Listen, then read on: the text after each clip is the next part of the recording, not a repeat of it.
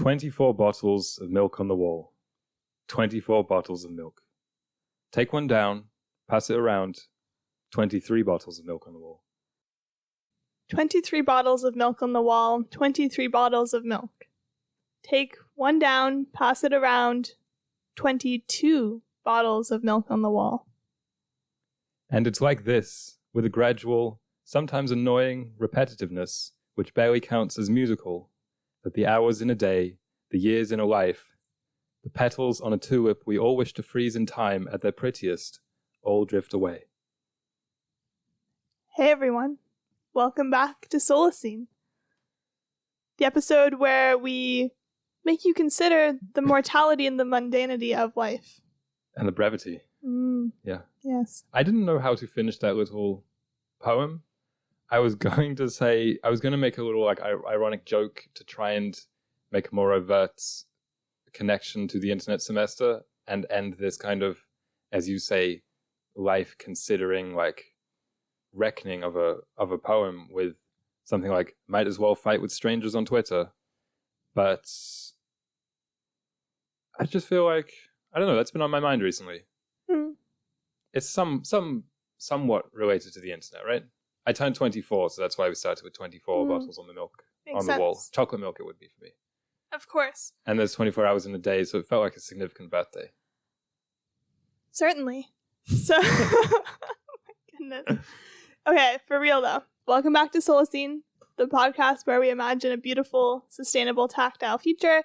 This is the internet semester where we are imagining a internet that would be a part of a beautiful future, whereas right now the internet greatly contributes to a slightly ugly present.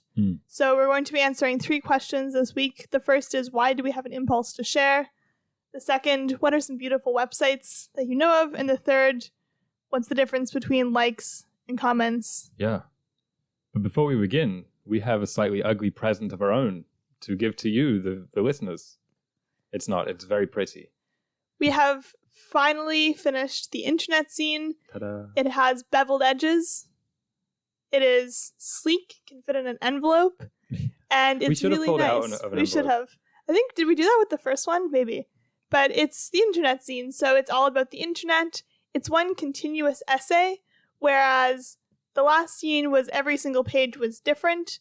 This one kind of combines the intellectual nature of the first 2 with the artsy nature of the third scene, if you have been collecting them. It is $9, available on our website. Yeah. It's handmade by us, hand sewn. And this is my favorite one so far, to be honest. Really? I feel like as a salesperson, you should say that every time. Mm-hmm. But I mean it. Oh. This is my favorite one so far. I really like I was just staring at it this morning when we made it, and I was like, this is so cute. Cute is the word for it. It is cute. So rather than being a slightly ugly present, actually, I feel like this would be a really nice gift. Mm-hmm. It's gift season coming up, the holidays. So people might be listening to this in December. So yeah. Just really bad marketing. Well, it's Christmas, so buy it and you're like, well, anyway. So yeah, it's cool. It's informative, I think. Yeah. And the idea behind the zines in the first place was that the podcast is obviously completely digital. You can't interact with it physically. So we wanted to give people the opportunity to kind of touch our brains. Yeah. And so this is a little bit of a interactive experience as usual. And yeah, they're fun. Yeah. If you want to support Solacene without having to pay, subscribe to the podcast and leave a review or a rating. Yeah, very helpful. Or follow on YouTube. Yeah, we're on YouTube. Solacene Podcast on YouTube. Watch us sweat. Oh my goodness. It's like we just discovered that Panasonic's old catchphrase was slightly ahead of the curve. Yeah. So it seems like for you, for the podcast, is watch us sweat. So well, I don't know what else to say. I'm very, very bad at self-promoting. It's true. We should probably leave this till the end of the episode so we don't turn people off. Yeah. Here we are. Okay, so the first question we're going to answer is, what's the different cognitive reactions to liking, sharing, commenting? Because obviously they all have very different impacts on us. Or maybe it's not so obvious, but we'll get into that. I wasn't really thinking about the brain so much here. Oh. Because all we decided was comments versus other types of online interactions. Mm-hmm. So I was basically just thinking about the functionality of it. Yeah. So I had this quote, let me know your thoughts on it, that I found online. which says, comments are like the marshmallows in Lucky Charms. The sugary goodness that adds flavor to our day. Comments turn posts into conversations. Sometimes these conversations turn into friendships. And sometimes these friendships span the globe. Because my initial reaction to this was, no.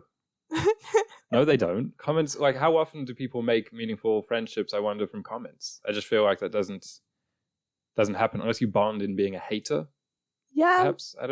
I just don't really see that very often. I don't think I've ever seen that or even thought that.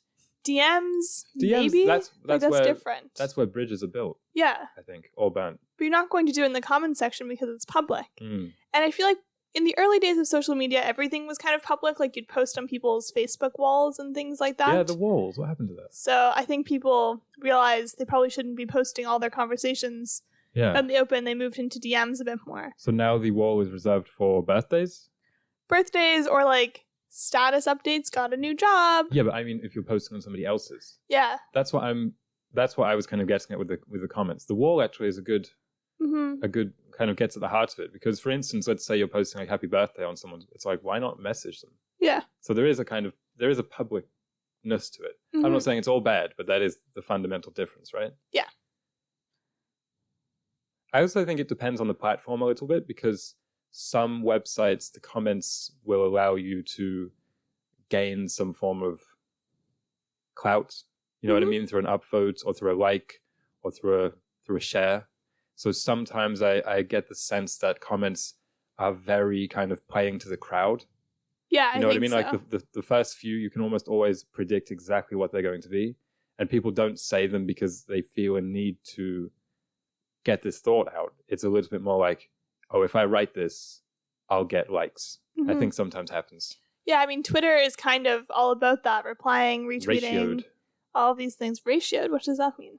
I think on Twitter, ratio, this is going to make me sound so ignorant if I get it wrong, but I think ratio means a reply to a tweet which gets more engagement than the original tweet. Ah, okay. So like if two people are feuding, then the comments, if that gets a significant more amount of traction than the original post, then people say it was ratioed. Okay. I think. That makes sense. I just think if I got that wrong, it would make me seem very unqualified to talk about the internet. But this podcast is all about recognizing our weaknesses. But I was kind of, with that Lucky Charms analogy, which I disagree with, I was wondering, what is the point of comment sections? If it isn't to make friends, which it isn't, what is the benefit? Or is it just generalizing too much to say all comment sections? Are there different I think benefits? they're pretty similar. Okay. I mean, we think about even news outlets have comment sections on their articles. They do, yeah. You can review like an Amazon purchase, which is kind of the same thing as a comment purchase. Yeah, that's a little different, I suppose. The I suppose product reviews, that's very useful, of course. But I guess that's kind of a different category. I think it is. But then whenever you think about the YouTube comments or comments on an Instagram post, it's always canned statements. It's never like something insightful, because you're really putting yourself out there. Your name is attached to it for the most part. Right. And looking great, king, with like a flex emoji. Yeah, and a crown. Exactly. And it's like at that point you basically might as well like. But drafting a comment does take a bit more energy, whereas a like takes zero energy. Yes. A comment is a bit more, people are more likely to comment if they're very personally impacted or even like mentioned in the original caption. So for example, I was just looking at a post on Instagram and someone said, "Thanks for the art," then tagged the artist. And it's like, obviously the artist is going to comment on that for one reason or another, either to like get there so people will click on their profile and say, "Oh, there's this artist, it's cool. Appreciate your support." Yeah, exactly. Thumbs up. Yeah. So it's like if you're explicitly mentioned in the comment in the first place, you're more likely to comment on it. Or if it's like, "Love my gal pals," and all the gal pals would comment and say, "Love you too." Or I look so crazy in that picture. Yeah, exactly. But it's like if there's a random person who wasn't in the picture, who wasn't one of the gal pals, they're less likely to comment. Of course. Maybe they DM and say, "Why wasn't I invited? How come you cropped me out?" Yeah, how come you cropped me out? But yeah. I feel like this could be a Solar Scene like segment where you talk and I do comments like if we were on Instagram. Mm-hmm. Let's keep it going. Okay. So, I'm also not on Instagram, so I'm just guessing about all of these. mm-hmm. I was reading an article about all the different hypotheses that this one random guy had about likes versus comments. Get it, girl. Okay, I'll stop. And he said that people are more likely to comment on posts of the same status as them. So, like, I'd be more likely to comment on your post than someone that I thought was less cool than me. Or someone... What do you mean status? Popularity? Popularity. Like, I'm talking very high school, I think. I think it's all very high school. Yeah. And then you're not going to comment on, like, the cool kids' post, but you would comment on, like, a celebrity's because there's, like, that distance You're lost between in the you. crowd. So there's different, like, tendencies to comment. So you might like the cool kids post. Yeah. Because your like is invisible in a sense. Mm-hmm. You have to click it and see. Yeah. But your comment is throwing yourself out there. Mm-hmm. Yeah. It also was saying that likes are really easy to, like, pretend to be present. Because I remember in high school, mainly middle school, I guess I should say, that if I posted a picture and then all of my friends didn't like it, it'd be like a thing that they would get upset. It was like, why didn't you like it? And it's like saying I didn't see it wasn't an option because back then you would always see people's posts. So it's like, you didn't like it? Like, why? So it's almost ingrained you have to like your friends' posts, even if... Is that? Yeah. Okay. From what I gather from my experience and from what I was reading a bit online, that there's this obligation to be present, in air quotes, in your friends' lives by interacting with their posts. And I also think it's like an acknowledgement of, oh, I saw this, so the next time you meet up with them, they know that you've seen their post, so they don't have to, like, fill you in on that thing to an extent. Okay. It's kind of weird. So many likes, but who do we really like? I'm trying to think about reasons why in the Solacene, the Utopia, we still have comment sections. We mentioned the reviews for products, that's good. Your Yelps. You have to ask questions. Oh, so it's about asking questions of your fellow commenters? Yeah, I think. Is it about... I think it's more about gauging opinion. I'm just wondering, you know what I mean? Like you scroll down on the article, you see what the top few people are saying, and you're like, okay, this is where the consensus is generally. So it's a good way of scoping things out like that. I'm wondering if that's a necessary function. I think it keeps it slightly more democratic. I don't know if that's the word for it, but slightly more transparent if people are able to comment. Yeah. It's a bit annoying how it always evolves into just like thumbs up, thumbs down, basically, even if it's just in the comments. But I've always found asking questions, getting a sense for what people think of it is useful because it kind of gives context. Because you might read a Guardian article and it's just really not something you would expect the mainstream to like, but then you see all the comments and they're all like, not into what they're saying or the perspective they took. Sometimes you read these things and you're like, am I the only one who sees straight through this? Yeah. I'm not talking about the Guardian, but just various news outlets or various websites in general, blog posts, etc.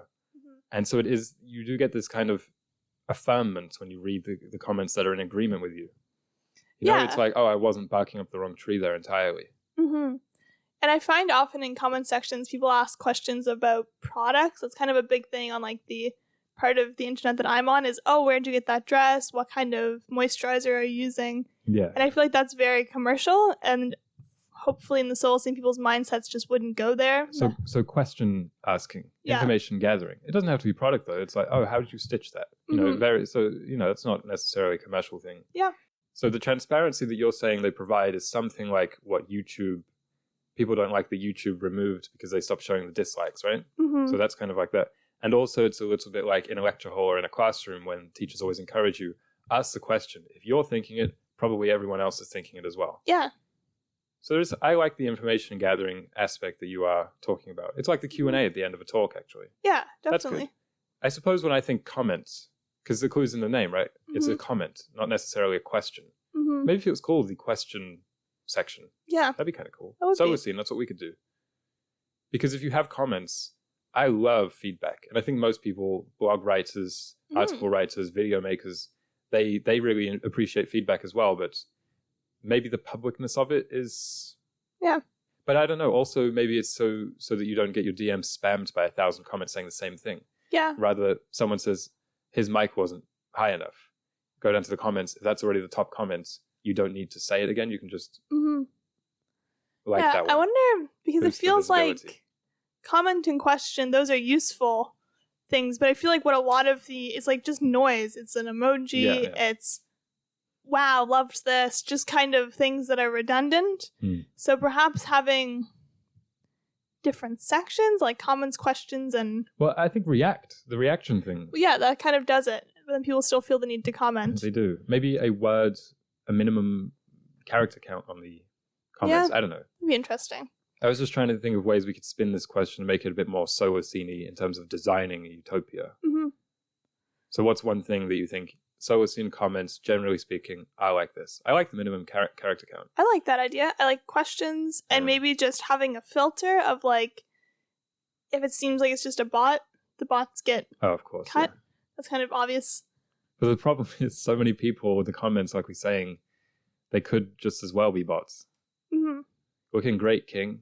But things like that, like you would just have keywords maybe that aren't... Okay. I don't know. And then it would discourage people from doing it and wasting their time kind of thing. Anyway, moving on. Yeah. The next question is about the impulse to post. Yeah. Let's talk about that next. I think this is one of the most oft-cited annoyances of the internet. At the same time, one of the most often kind of waved away as a boomerism. You know what I mean? It's like, well, that's just how people experience things. I remember, this is a bit of a random comment, but observation.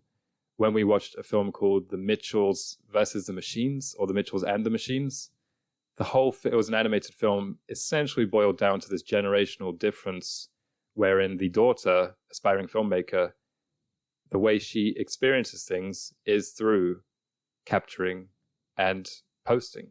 Mm-hmm. And the film was kind of like, this is okay. And I was kind of like, is it? Is that good? Is that fine? Is that even the case? Because I think one of the boomerisms is that we think that all young people, not we, but generally, people make the generalization that all young people are always just looking through a lens. You know what I mean? At concerts and stuff. It's like a lot of them are, but a lot of them aren't. And also, most of them aren't all the time. But also, I wanted to make the distinction between the capturing and the sharing. Those are kind of two different phenomena, almost. Yeah, because if it was a movie about an aspiring filmmaker and they're filming everything, then going home and editing it together, it's a little different than directly posting to your story or directly posting things. And I think that's different because it takes a bit more mindfulness to say, okay, I'm going to compose these shots and then it's going to make a story or it's going to have this kind of effect on the audience. So I guess the IG Lives, they remove that distinction, right? The capturing is the sharing. Yeah, okay. Exactly. I have a lot of thoughts on this. I want to try and organize it.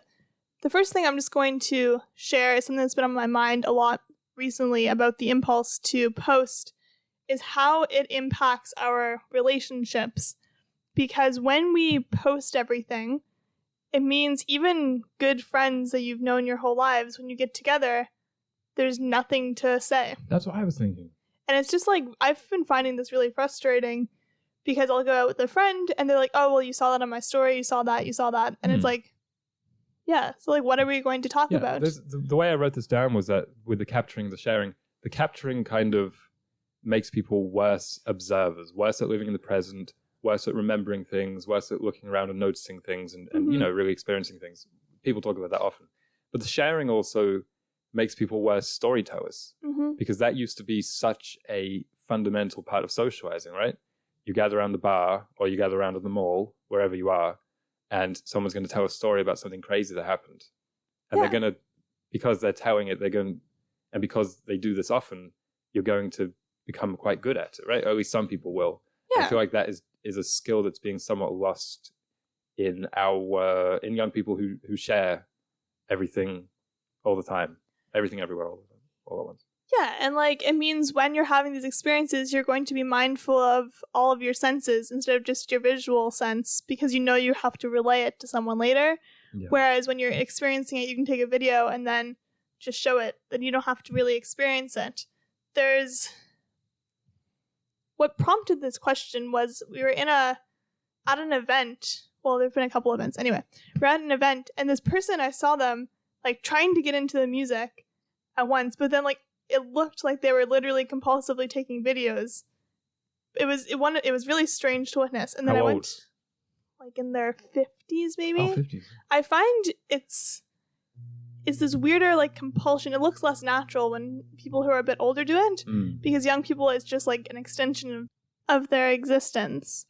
And then a few days later, I went to this candlelit concert. It was like a tribute to Tchaikovsky. And so it was just this string quartet up front in this big old church. And they said, no phones, absolutely no phones until the last song. And then the whole time, people were like almost compulsively taking videos despite knowing that you weren't allowed phones, and the poor people who were like ushers had to come up and say, no, put your phone away. But then on the last song, every other person took out their phone and recorded the entire last song. And it was just like a strange experience, because the quality is going to be so much worse than the professional quality that we know exists that has been recorded for promotion for this event. How do you feel about that? Like people kind of compulsively using the low quality phones? Well, I think again it's about the capturing versus the sharing. I don't want to cast like a wide judgment, because I'm not sure whether everyone is posting this on IG immediately. I'm not sure, who was there or what they were doing with it, or whether, which I think would be the most common defense, I just like taking a picture, taking a video, so that I have something to look back on as a memory. It will take me back to this night, which I personally don't like and don't do, even for most important events, because I like the idea of remembering things how I remembered them through my own senses, forgetting certain parts, inventing other parts. I just think that's part of the beauty and texture of life. But sometimes people like taking pictures. Sometimes people like taking videos. So I don't know. It feels like a bit more like a personal preference rather than something that we should ascribe to the whole society for the solo scene. But that's obviously something which has been pretty much on the rise to an exponential level in the last 20 years, which I don't like and don't think is great. I had this analogy. It seems to me that it's something like if a tree falls in the forest and there's no one there to hear it quandary, wherein people feel that if I don't show this one thing that happened or this event that I went to people, it's as if it didn't really happen. So it's kind of legitimized by the sharing. That's how I think it is for people. Yeah, it does feel like that sometimes. Like if you just go to a concert and don't tell anyone you went, it feels like a waste of a concert. Yeah, exactly. But we need to kind of reframe our experiences in that they're just experiences. They're building your character, building your existence in this beautiful world, and things to talk about later on down the road, instead of constantly feeling like you need to tell people about it. It's also, when people post, it builds their self-esteem. That's like proven. To my surprise, it builds people's self-esteem, but it actively destroys their self-control. And I found that an interesting study to read about, in that when you post, you're going to feel better about yourself because you'll get comments and you'll get interactions, and then feel like you're almost building your social circle to an extent. I think that's a bad thing, though. You know what I mean? I don't think people should rely on comments, likes, reactions. That's what the new wave of social media, be real. It's trying to get rid of Instagram, removing the likes or whatever, so that people, and it's all nonsense, but you know what I mean? Because it doesn't really attack the sharing thing. But yeah, I think so. Another reason I was thinking of for the impulse to post, that there's almost this subconscious incentive that you're going to become an influencer, get paid, get famous, go viral. I think that's conscious in a lot of people. Really? Young people, yeah. Yeah. Well, that's, I think, a big part of the impulse as well, of, I'm going to get the one shot that goes viral of this event. Or think about solo scene, trying to grow solo scene, which has been a nightmare for us, trying to do that online, because we don't really like being online. We have the IG. If people want to follow us on Instagram, you can see Alicia doing trends. I think you do trends on there, right? She never lets me watch them.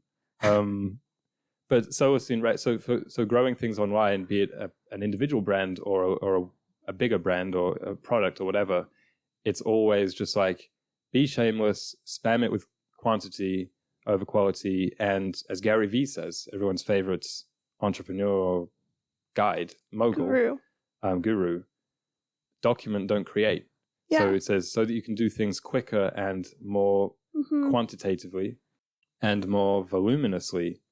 Don't bother trying to make anything pretty. No pretty videos, no pretty pictures, no pretty poems. Yeah. Just literally take a photo or a video of what you're doing and chat. So like for us, for the podcast, right, it would be like a picture of the table while we're setting up and a caption of like, look what's cooking. Yeah. Or like us editing and like in the lab. Yeah. And it's like, but it's bringing no value there's no value whatsoever, right? People. But it's so frustrating when you do spend hours creating a video or a post. Like we used to spend hours on these posts and even once in a while pay for them to be like once. Yeah, exactly once to be spread out. And then it's just like it gets 3 interactions. No one finds the podcast from it. But then you can randomly just throw out a trash video that you recorded on your iPhone doing a trend, and then it will get like 10,000 views. And it's just very frustrating. And everyone I know who has a business, like I have a friend who does a knitting blog, I have a friend who has a skincare brand, and it's just like, they always say this, that you can just, like quality doesn't matter, but they want it to matter. Yeah. And appeal to the lowest common denominator, unfortunately, which is what the algorithms do. But I think it makes it seem when you look at the internet, it's like, oh, everyone just doesn't care about art. Yeah. But I feel like to an extent, people want to make beautiful and valuable things, but it's just not rewarded based on how, right? As you said, it's kind of all the algorithm flows towards, the lowest common denominator, the 8-year-olds who are on there. That's a big part of the problem, right? Like the buying, the biggest buying forces in the internet economy are just legitimate children. Yeah, so everyone kind of has to appeal to their tastes. Mm-hmm. I think we're straying a little bit from the point though, but how do we fix the sharing impulse, as we say in the solar scene? I had basically an answer which isn't really an answer, which is we need to fix the 2 sides of the coin, which are the sharers and the viewers, because no one would do this if nobody ever watched. The problem is people do like look at that picture of someone editing on a laptop that says in the lab, and they do a little react. And because we're so addicted to the feed, you just kind of look at it, like keep going to the next like vapid piece of someone else's life, which isn't even that well composed, captured, shared. You know what I mean? Mm-hmm. So I think there's that part, and that will probably reduce a large amount of the sharing because people will be like, oh, this doesn't get anywhere. Yeah, I think that's kind of bottom-up approach is going to be the most impactful. Making people value their time, basically, which is kind of the premise of the whole internet semester. Exactly. And I think another big fix is going to be replacing these interactions with real-life versions, posters, etc. Because I often feel like the few times that I will post is to kind of share something that I think other people would like. So be it a news article that you read or sharing the podcast with like the people on the internet and saying, hey, I think you'll like this. Like it's not necessarily self-promotion. Not everyone has a product, but promoting something similar. This is really great bakery. You all should go support it. Yes. But in the Sola scene, there'll be clubs where you can just say, oh, everyone, I went to this really great new bakery. You should go check it out. But right now we don't have these places to do that. I also think in terms of the, like, let's say you are a student, Monday to Friday, you're in class with other people. On the weekends, you're by yourself. And on the weekend, something so ridiculously, outrageously crazy happens. Mm-hmm. You see your professor, who you all know, in the supermarket, and his shopping cart is just full of cornflakes. Yeah. Just full of it. So you might steal a little covert picture, post it on the snap. What's he cooking? With the little eyes like suspicion. Mm-hmm.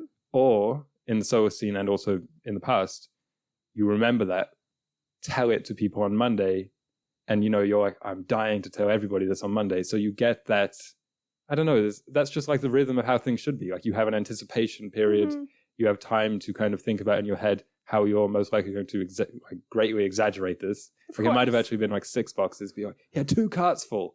Yeah. But that's why I said the texture of life. Like that's fun. Yeah. And also important, if something that you think is kind of crazy happens, but you have to remember it till Monday to tell people, and you don't remember it, most likely it wasn't worth sharing. Like that's another key part. So memory acts like a kind of filter like this. Yeah, I think so. Speaking of filters like this, the meme of the week is everyone's favorite unfortunate high school graduate yearbook photo, Bad Luck Brian, which was prominent when we were in middle school, grade 7, I think. I remember it being just everywhere. In 2012, it was a picture uploaded to Reddit, not by Brian himself. Also, don't think his name is Brian. I was reading all about him today. He's successfully monetized this meme in the decades since it has come out. Good for him. He was doing ads for McDonald's. He has merch. He was sold like an NFT of it for tens of thousands of dollars, I think. So I guess I'm not going to say that's a good thing. That happened. Do you remember this meme? What do you remember of this meme? I just remember it would be like the top would be something kind of innocuous, like walks to work. But then the bottom would say falls in a hole. Yeah, just something kind of tragic. Usually the first line is something ostensibly good. Yeah. And then the second line is a loophole that makes it bad. It's kind of like you rub a genie's lamp and you say, oh, I wish I could live forever. And then the loophole, or the monkey's paw rather, that's what I'm thinking about, is that you're sentenced to life in jail. That's a Bad Luck Brian, right? So your forever will actually be in imprisonment, which makes it even worse. So I wrote some down. So the top says, spends all night studying. And then the bottom says, sleeps through exam. Yeah. The top says, gets 100% on math test. The bottom says, wrote the wrong name on it. Okay. So just things that are unlucky. Yeah. But the top says, ringtone goes off at a funeral. The bottom says, staying alive. Yeah. I find these weirdly funny. I'm not sure if it's just because it tickles like my sense of humor, which was probably being formed by it in grade 7. It's true. I'm always wary during the meme of the week now. I don't want it to be just us praising things that we grew up with while also condemning things that are current. Because I think a lot of today's memes are funny. Yeah. Very funny. And a lot of the 2012 memes are not funny. But Bad Luck Brian, I will stand by and say those are good. Those are funny. Okay. Generally speaking. Yeah. I didn't really have any like great insights about this though. I think it's kind of charmingly earnest and wholesome when you look back on it compared to today's memes. But there's a lot of wholesome memes today, so I don't know. I think that it's an early example perhaps of the stock character meme, which we haven't really touched on yet in our 5 episodes of the internet, but we'll for sure mention a few more, which are an ancient tradition in comedy about a recurring character who represents some part of the human psyche or some guy you know from your friend group, and we kind of do a gentle ribbing of them. Yeah. So I think the evolution of that in memedom has been quite funny. Yeah. I don't know what else to say about Bad Luck Brian. This reminds me, kind of unrelated, but I guess we just watched it last night. We watched Lost Highway last night at a cinema. And it's rare that you go to see an old movie in cinemas. Yeah. Not necessarily for everybody, but for us, it's probably 1 out of 3 that is old. Oh, yeah. Less than that, but yeah. And so it was interesting to be in a diverse group of people who I suspect a lot of people had seen the film before if you're going to go out to see it.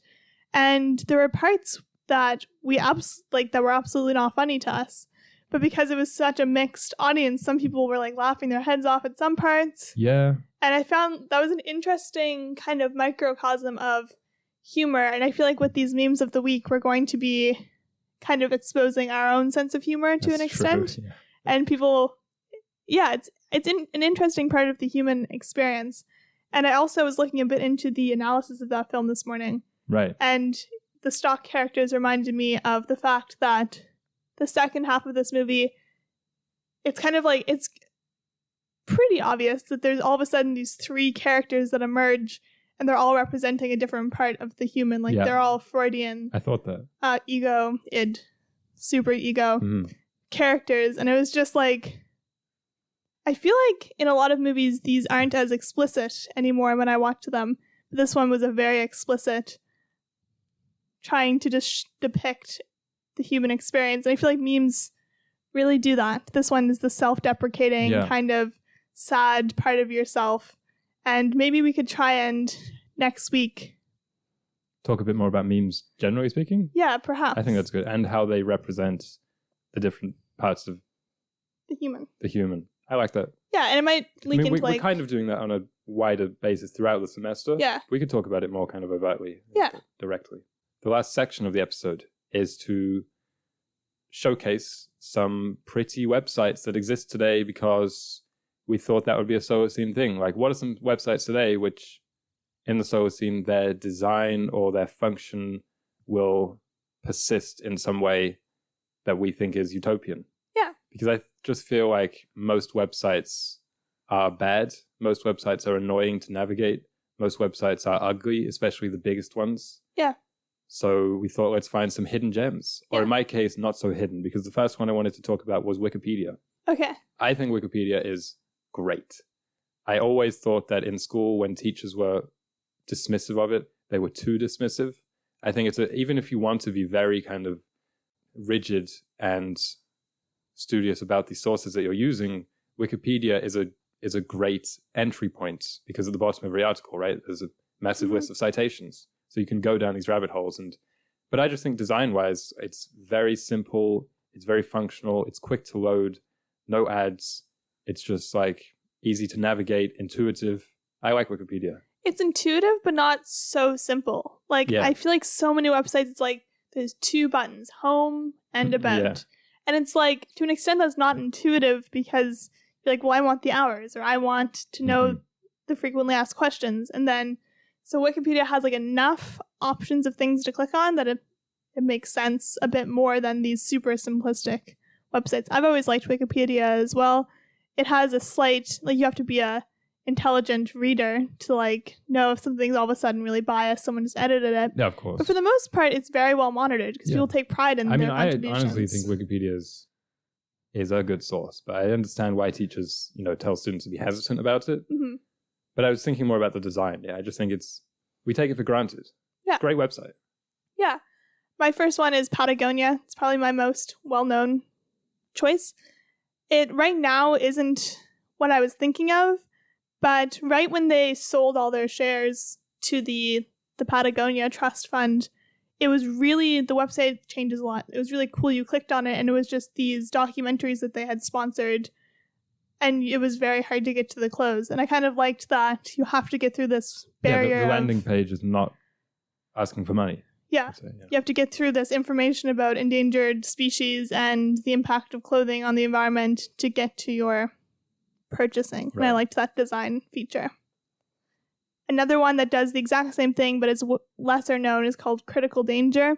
It's this really cool red and black website, and there's like these super zoomed in pictures of animals, and it's about endangered animals. Mm-hmm. And they have merch, and all the money goes towards supporting the preservation of these species. Yeah. But the website itself is really cool. It's one of those ones that kind of like rolls as you scroll down. Yes. I don't know how to describe it besides rolling. I think it might be called parallax effect, but okay. I haven't been on the website, so I'm not sure. Yeah, so it's kind of like everything morphs into each other, and it's a cool website, and it's very earnest in its messaging. It's not deceptive. I feel like a lot of the times these cool websites try and like wow you with bells and whistles. I think that as well. That's one of I didn't want it to be like a hater section. Yeah. But I had to, when I was looking for nicely designed websites, I had to get through a bunch that people were like, wow, this is so fresh and modern. And I was like, these are all identical.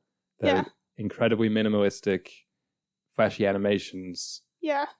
All smoke, all style, no substance. There is nothing to this website. It doesn't need to exist.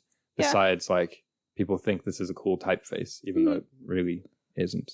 The next one, well, actually, the next two that I'll clump together, Lichess or Lichess, and something that I doubt you've thought of since your high school days, Agario. Definitely haven't thought of Agario, you're right. Did you used to play it? I think so. So, a couple things about Agario. For those who don't know, it's an online game where you play as a colored dot, collecting other colored dots, being chased by other colored dots. And you try and get bigger. And if you get big enough, you will show up on the top 5 or top 10 on the top right of the website. I went on it today. I played one. I made it to like 25th or something. Nice. I never played this in middle school and high school when everyone I knew was playing it. I don't know if kids are still playing it today. The landing site, like when you first go on it, is quite ugly. There's a few ads and it's not so good. But once you actually get into the game, I always just thought it was so clean and cool. And I liked how it was a server of people all around you. Like, I liked how people in school used to set that up. Mhm. So it'd be like a room full of people all playing Yeah, the same game. it was cool. And it's just, it's a nice looking game. So there's that. And Lichess, I mean, I think I've already shouted this out on the Internet Semester once, but I just think it's a very clean website. There's no ads. It's very fast. It looks great. You can do a bunch of different things. It's open source and just so much better than chess.com. Don't use chess.com. Okay. That's not good. The moral of the story. Don't use chess.com. Yeah. Okay, my next one is Epochs. This is my favorite website of all time. It was only in functioning from 2016 to 2017, Mhm. but it's one of the only places I've been on the internet where I've perhaps ever actively learned something and retained it for years because it was unique. It was well designed. The website is like not super special, but it's slightly ahead of the curve in its minimalistic design and kind of the scrolling function. But it's just about fashion history for the most part and sustainable fashion.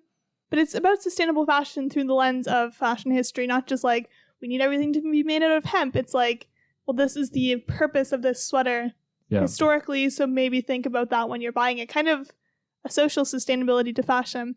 And I just loved all the lessons, and it was all so unique. I find lately, when you find an article, it's then repeated on Medium, and even like news outlets circulate the same article. Yes, of course. Which I really don't like. And this obviously was... I mean, that's what memes are, basically. Yeah. So I just liked that it was unique and preserved in this one website. It's called Epochs. Don't know if I said that. Right, you did. But feel free to look it up if you like fashion history. They have a new website that... like, it's run by two guys. But their new one I don't like as much because it's a bit more like GQ. Almost exactly like GQ. Speaking of preservation, the other website I will mention is called cameronsworld.net. And I just found it today. It is an archive of GeoCities, which I guess was a kind of social media where everyone made their own page in a MySpace-style network. I think it ended in 2009. So it's quite old. And Cameron's World, it's just like... how would you describe it? I showed it to you. It's a page of like blinking, old-fashioned internet, pixelated memorabilia, random stuff. You click on it and it will take you to something like that original page that it was from. Yeah, it feels like the early internet. Yeah. And all the icons weren't just squares or words. They're like a UFO, a planet. And I always like that. It's very maximalist. Yeah. It has music playing when you go on it, which I really, really like. I know some people don't like that, but I think it's great if there's an obvious way to turn it off, which there is on this website. And, I mean, I'm not really like an early internet aficionado. I don't think pixel art is that cute. I don't really get excited when I see like a 90s website. I'm like, oh, look at this. It's so cool. What I liked about this more so is how different it was. Yeah. Because like I said, so much of quote-unquote good web design is utterly homogenous. Minimalist, Canva-y is what we call it, like Canva, the site for online graphic design that so many people use. And this, it was different, which I liked. Yeah. And it had something of a purpose, and also it had something of fun to it. I feel like so many websites and so much of the internet, it's so sleek and minimalist and serious that there's no fun in the interaction, and you never want to be on there for more than a minute. You know what I mean? Because it's always like, well, what's the point of this? Yeah. So it was kind of like scrolling around a thrift store. Yeah, that's a good way of putting it. This website, I feel like, will greatly inspire any Solacene website designs. Maybe not this one in particular, but I just think when you're designing a website, you need to not be afraid to have a cat as the cursor or have like something running around that you have to try and catch. Exactly. It's like a little annoying, honestly. Like I don't like when cursors are something other than an arrow. Okay. But it's kind of gives it character. It's something. And it will make you remember the information that you then gather on that website. Even if it's slightly worse. Yeah. It's slightly something. Yeah, I think we need to not be afraid to be slightly worse. Slightly ahead of the time, slightly worse. Yeah. And then another one I had was called mariannevanobel.com. It's spelled MarjanVanAubel.com, or just type in something like Netherlands Pavilion 2020, because this designer I learned about, or this design firm, I suppose, I learned about around the time of the 2020 World Expo, which I think was in Dubai. because they were doing this cool solar panel pavilion, and they do like solar powered products basically. But it's a bit more of a design studio than it is a product company. The website is just very sleek. I'm aware it's not that unique because I think a lot of different design firms or architects, their websites all look kind of blurry and futuristic and cool. Mm-hmm. But also it's like, at least it's blurry and futuristic and cool. Like, yeah. I don't know. I liked that one. I think that a lot of artists' online portfolios are probably the coolest websites. They have like font going everywhere and there's music and there's different things. But it is kind of like, it is just your portfolio. Like it's not it's not Wikipedia. It's not something you're interacting with every day. It's not Instagram, because these bigger websites like Instagram, or even you could say Gmail, like it needs to be accessible to absolutely everybody. And they want it to be recognizable. Yeah. The thing with the bigger websites to me is that they're just always terrible to navigate. Maybe not Instagram so much because that's designed for the phone. Mm-hmm. But you look at Facebook on a desktop is awful. Amazon on a desktop is terrible. Yeah. Twitter is terrible. Mm-hmm. It's like they're always so over designed and probably deliberately labyrinthine in the navigation, and just ugly. Like the colors are just always ugly. It's so frustrating. Like I've had Facebook since I met you, so 7 years? Yeah. And I still just have no idea how to get to like my profile. Because recently my mom messaged me and said, someone's been posting all of these like weight loss pictures on your profile. Oh. And I was like, that was me. Okay. And it was this like 13-year-old girl that I knew from home. Anyway, it was this whole thing. It was a spam then. A spam. But it took me like 3 weeks to get them off my profile, because I like went in and clicked on them and I said report. I assumed reporting them would take them off. Right. And that didn't take it off. I blocked her. That didn't take it off. And then I had to go through and like do some weird like changing the permissions on it was like so weird. And it's like, why am I so old? But I feel like it's not necessarily just everyone who's old. Like I feel like even young kids don't know how to. Well, they don't use desktops for one thing. Yeah. Maybe Facebook, the mobile app, is good. I kind of tested that. Who knows? My last one that I wanted to mention, kind of the opposite of the Netherlands pavilion one, is called Camber USA, Camber USA. And they make sweatpants, hoodies, t-shirts, things like that. Very basic, made in America, 100% cotton garments, hard wearing. And I found this website when I was looking for some sweatpants like what Rocky wears. Couldn't find them yet. But anyway, the website is just so static and so simple and so dated, and I love it. It looks like a catalog. Mm-hmm. It looks like a catalog. I think the Yeezy website, actually, when that was still, if we're allowed to reference that, when that was still happening, was quite similar in that it was just deliberately lo-fi, I suppose is the word for it. Mm-hmm. Which again, I'm not into like things being old for the sake of it and an internet aesthetic. What I like is the raw functionality of it. Yeah, I always like when I'm looking for yarn or for handmade like wool items or anything like that. It's always like this random farm in the middle of Nova Scotia in the woods, and it's like, come visit us. And then it just has like pictures of their products and like a few pictures of their llamas and says, meet Philip. He's our... This is where your gloves come from. Yeah, exactly. We were talking about that though, that buying clothes online, it's almost a one-to-one trend that the more complex and busy and kind of modern the website is, the worse the clothes are. Yeah. Those farm ones, like the quality of it is just going to be rock solid, and usually the prices will be fair. Like it's always, it's weirdly always good like that. Okay, it'll be $12 for these handmade mittens. And something I always find on bigger websites is that it just annoys me through the use because loading takes so long, and we don't have poor internet, and I'm not using like a Stone Age device because there's so many like pictures. It's like you don't need to see this in movement all the time and like a massive unskippable video of the like model swishing around in this jacket. Yeah. So I like how Camber is just, this is what it is. Buy it, don't buy it. Yeah. My final one is Fila Explore, which is like the sneaker brand Fila. And this website is just cool. You go on, it is a blank grid. And then there's 4 words on the page. It says canyon, woods, elements, mountains.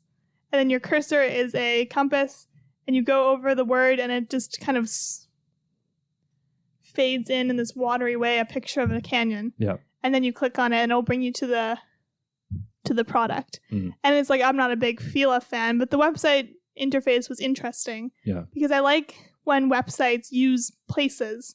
There was this one award-winning website that I kept seeing recommended, and it's like you're walking down a grocery aisle, then you come to this pineapple at the end, and it was ugly and terrible, but I was like, well, why aren't there more episodes, more websites where it's like you're walking around the aisles, you look on the shelves, kind of like Google Maps. Yeah. So that's my big advocacy point. If you're a web designer, make your websites like Google Maps where you're walking around the streets. Right. And the thing is, Google Earth, people Yeah. would say, well, it's less convenient. And it's slightly less convenient for sure. Yeah. But at least it's slightly something. Mhm. There's an element of, if you really want to buy it, work for it. Make Kind those few of. clicks to navigate to where it would be in the Mhm. store. Can we think of any other kind of overarching trends or underlying conclusions that we can come up with about Solacene web design? I think texture is something that's so missing from websites. It's always just one flat color Yeah. or one flat gradient, very digital looking. I love when websites use photos. Our Solacene website is not my favorite website, I have to say. It's a very flat color, and it's making me think that maybe we should spruce it up. Change it? Yeah, why not? We don't think about it too much, but No. maybe we can spruce it up a bit. And then people will see it if they go to buy the zine in the future. Yes, by the Mhm. zine. So mine is music and texture. Okay. I think for the Solacene internet, it will be, just more fun to be on, but not addictive. Okay. No ads. Go ahead. It's kind of obvious. More like real life to an extent. In that maybe you have to put things in your cart, but then you forget your visa and you Maybe you have have to go. to manually drag them to Yeah. your cart. Yeah. Oh. There's just like a bit more texture to it. And even like I was thinking, I went shopping in the mall a couple days ago and I went into the store and I was going to buy this thing. Like I went there to get it. Then I was like, I'm just going to leave it here and come back later and think about it before I buy it. And I feel like you don't really do that online. You just see it, you click. Did you buy it? I did end up buying it. But I Some- thought about it and now I know I don't regret it. Something that's annoying to me is when you do that and then you get spammed by emails in the coming weeks like, Mhm. oh, you forgot this in your cart. It doesn't make someone want to buy it. It No. makes me want to not buy it.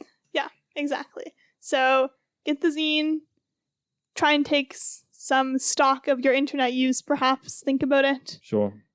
get inspired, or maybe notice things that you don't like about it. And email us because we like to hear your comments. Bye, everyone.